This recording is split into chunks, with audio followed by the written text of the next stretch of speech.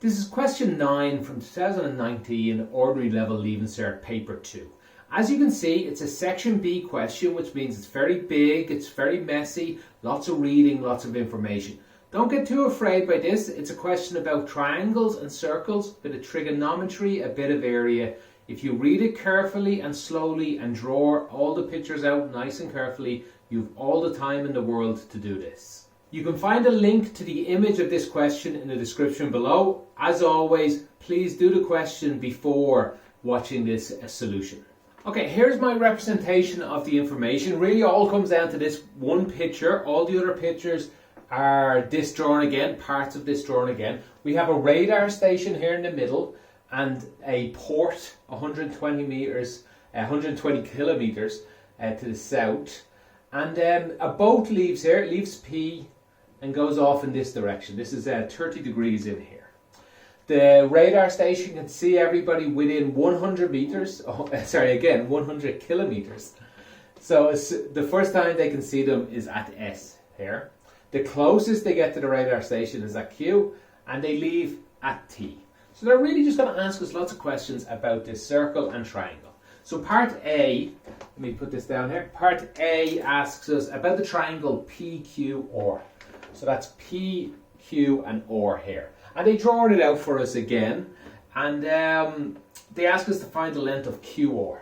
So QR. Now they draw it just like you see it here. I'm going to show you a little trick that lots of students helps lots of students. So anybody could draw it out like this. Let's rotate it slightly. Let's put it like this. So here's Q, or it's just rotated. Nothing else has changed. No lengths, no angles have changed. And here's P.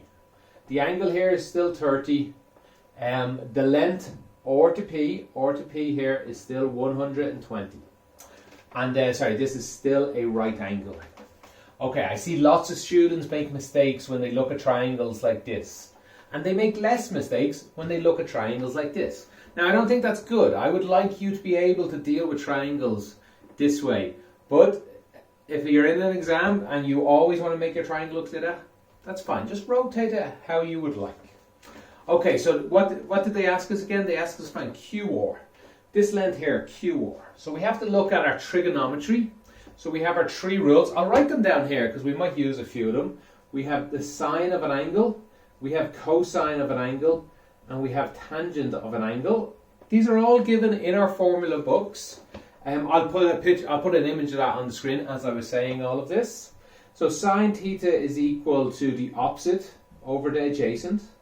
Cosine is equal to the opposite over the hypotenuse, my bad. Adjacent over the hypotenuse, and tan is equal to the opposite over the adjacent. There's lots of fun ways to remember that, or you can just remember it as it is. Okay, so one of these might be useful, or there's other rules. There's the cosine rule and the sine rule. We'll see one of them later. But one of these is useful here. We have an angle. These are all the angles. And we have opposite. This is the one we want. Let's put an X there for the one we want. And we have the H. So we have an angle, opposite, and H. Opposite, H, and angle. Sine is the one we want to use. So let me keep it down here. So sine of 30 is equal to X divided by 120. This is a formula we can now solve. We want to find X. Let's get rid of 120 then. Multiply both sides. 120 multiplied by sine 30 is equal to X. You can put that into a calculator. It will tell you it's equal to 60. Sine 30 happens to be equal to half of 120. But all this can go in a calculator and you will get 60 there. So X equals 60. We have a number, we put it here, equals 60. And let me jot it in here, equals 60. And that's part A done. Let's move on to part B. Part B asks us the triangle QRS. Where is that? That's Q, R, and S. Okay, there's not even a triangle there. Maybe, let me add it in there, in fact. This triangle here, they're asking us about. And it's shown in figure 1. Let me see where figure 1 is. They draw it out separately. Again, we'll rotate the one they have. so it looks more like this. They show it more going down. I'll do this. And they leave P here. They show P at the end there. So here's S, here's P, here's S, here's Q, and here's OR. And let's put in all the numbers we know about this. We know QR, we just found it. Now here's a handy trick, by the way. If you weren't able to do part A, maybe you just weren't able to do it, that doesn't mean you're not able to do part B, even though you need the answer. Here's a trick. Just make up an answer here. Have a look at the picture. Make it make sense at least. That's 120. That's 100. What's this length? What does it look like? Make a guess. Make a guess at 50, at 70, at 60. You won't get any marks for guessing in part A, but if you use that number in part B, you can still get full marks if you do everything correctly. Okay, so, and that means, for example, if you made a mistake in part A, you will get the wrong answer in part B, but you can still get full marks. Alright, so I just want to point that out. Okay, we know there's a right angle there, and oh, there's a sneaky length we know. We know OR-S. I wonder, can you see what OR-S is? What length is OR-S? It's easier to see on this picture. OR to S. It's the radius of a circle. Always look when we have a circle. Always see what's a radius. In fact, at the start of this question, we should have probably looked what a radius is. That's a radius, that's a radius, that's a radius, that's a radius. Make sure you know what a radius is, because it usually appears in the exam. Okay, so they ask us what QS is. That's quite easy to do now. We don't have to do any of these trigonomic functions. We simply have Pythagoras Theorem. Remember, Pythagoras Theorem. This side squared plus this side squared is equal to the hypotenuse squared. Or the hypotenuse squared is equal to the sum just means adding, of the other two sides squared. So 60 squared, and we don't know this one, we're looking for this one. Let's call it x again. X squared. Not the same x as that one, but we'll just call it x again. So let's do this one out. You don't need to square it out first, but you can. I won't bother squaring it out. I'll take this number here away. I want x on its own, let's take this one away.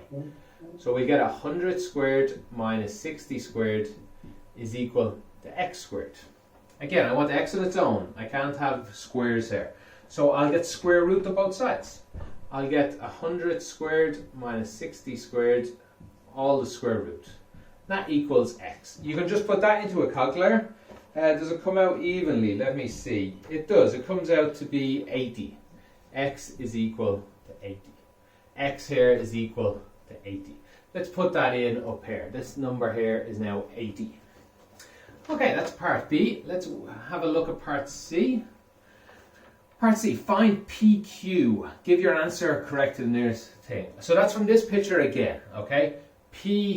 Sorry, did I say PQ? PS. PS, this length here. Let me draw that out again. What have we got here? We have 60 now. We have 100. We have a right angle. It's hard to draw this, so how about we do it this way? We break this up like this. This guy here is 80. This we don't know. Let's call it X again. And yeah, how do we solve this? We need to know the whole length of this line. So let's put in a triangle that we've already looked at.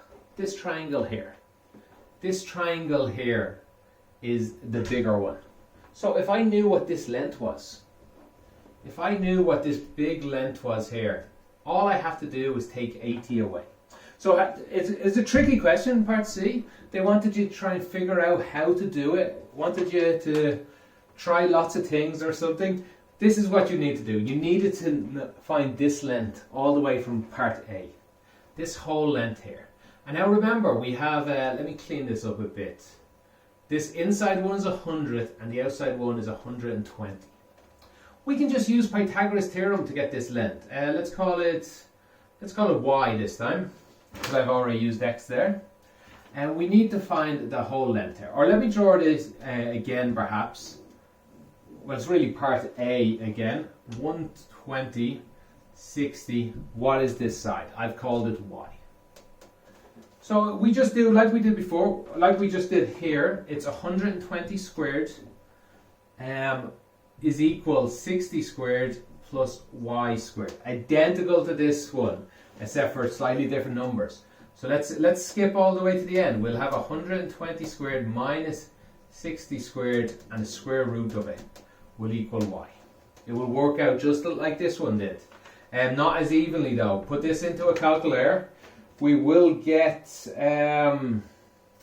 let's see, we will get 103.92304. We don't need all them. I think they asked the nearest kilometre. 104 will probably be enough here. And then to get x, we just have to take this number away from this. So y is equal x plus 80. We know what y is. That's 104. Yeah, 104 will be enough to use here. Is equal to x plus 80. Let's get rid of the 80. Take it away from both sides. We're left with 24 on this side is equal, 80's gone, x. X is equal to 24. Yes, that is the right answer. So where is this? This is this little gap here is 24. This one here is 80. Oh yeah, I can see some of the others as well there, but I think they asked us about that in part D. Alright, what I'll do is I'll rub this out here. I'll leave the main picture with all the numbers we've got. I think I have all the numbers we've got, and we'll do part D. Okay, part D part 1 anyway, says consider the triangle OR-ST. Let's see where that is. OR, S, and T. Alright, let's rotate that again on its side here. And we'll look at it like this. Here is S, here is OR, and here is T. Again, you don't have to rotate it, it would look fine. Let's see what they ask us first. Use the cosine rule to find an expression for cosine theta. Oh, they've drawn it out for us here. Actually, yeah, they've drawn it with a circle, so maybe I'll do what they have drawn. They've left the circle in and they've done it like this. Okay. They want us to look at this triangle with the cosine rule. Where theta is the measure of T or S. That's T. Let me put these letters back in. That's T or S. This angle in here we're talking about, we'll call that theta. And they want us to show that this is 106. They often do this. They give us the number because we might need it later. They also remind us this is 100. It's a radius. This is 100. It's another radius. Okay, that tells us lots of things. It tells us this angle is equal to this angle. We're not going to use that right now. And what else? I'm still looking for more information. Whenever I look at a triangle, I always try and find 3 pieces of information. That means I can solve everything about it. That's the first thing I do when I look at a question about triangles. I want this. I only have 2 things. I need one more piece of information. I need this angle or this length. Now I've just seen how I get this length. This length, I will draw it out like I did a moment ago. Let's put it like this. This angle here. There's something we know about a isosceles triangle. That's what that is. Especially when there is a right angle here, which we do have. We know that this length is equal to this length. We know an isosceles triangle, it splits it down the middle when it's right angle. And we know this length is 80. We found out, that's why they asked us to find that in part B, I think. That means this side is 80. That means this is 160. You needed that to solve this. Unfortunately, you did need that to solve this. Okay, now I have enough to solve this question. They want us to use the cosine rule. I'll put a picture of that up on the screen at the moment from your formula table. But the cosine rule says, have I wrote it out somewhere? It says a squared equals b squared plus c squared minus 2bc cosine a. Okay, you can go back and look at the picture I just put up if you don't have it yourself. It does give you a triangle, a picture of a triangle with it. The little letters A, B and C are all lengths. So the outside lengths there, we have all of them actually. And the big angle, the big letter is the angles. So we want that. So I guess we need large A. Let me draw that again. We need large A to be theta. So if this guy is A, we need this to be little a. And then B and C don't matter. Actually, they're the same number, so it doesn't matter either. We'll call this one B and this one C. Okay, so we have enough to use this formula. So let's write it out again. A is 160. A is 160 squared equals 100 squared plus 100 squared. That's B and C. Minus B is 100. And C is 100, and cosine, we're calling that theta. We're calling that guy theta. It doesn't matter if you call it A, it's fine. And look, we have an equation with one thing we don't know. We just don't know theta. So we just need to get theta on its own. Let's clean this up first. I'll multiply all this out. I'd rather leaving them like this, it's less writing. But I know most students rather multiplying this out. 25,600 is equal, this is 10,000, this is 10,000, add them together we get 20,000, and minus, this is 10,000 times 2 is another 20,000. They take away, not quite, because this is multiplied by cosine theta. Okay, so now we want to get theta on its own. So to do that, let's get cosine theta on its own. Oh, to do that, let's get this guy on its own. That's the first thing we'll do. We'll get this on its own. Let's just get rid of 20,000 then. Take 20,000 from both sides. It disappears and we take it away over here. We get 25,000 minus 20,000. We're left with just the 5,600 there. Is equal minus 20,000 cosine theta. Alright, we want theta on its own. Let's get cosine theta on its own. Let's just get rid of this guy. He's the easiest guy to get rid of. We divide them across. That's 5,600 divided by minus 20,000. You can put that in a calculator right now if you want. Usually calculator will give, well, let me leave in cosine theta. Usually modular calculators will give you a fraction, which is good, we want that. Cosine theta is equal to, when we divide this in, I would just leave it down as minus 7 over 25. Or you could leave it like this, actually. We're going to do something to it in a moment. We still want theta on its own. We still need to get rid of this cosine. What gets rid of cosine? It's cosine, the inverse cosine. That will make it disappear. If you do it to the left, you have to do it to the right. The inverse cosine. Minus 7 over 25 is still there. So do the inverse cosine to the left, it will destroy it. Do it to the right, it will become this. This all goes into a calculator. And we get the angle is equal, well, we know what the angle is, 106, but I wrote it down anyway here.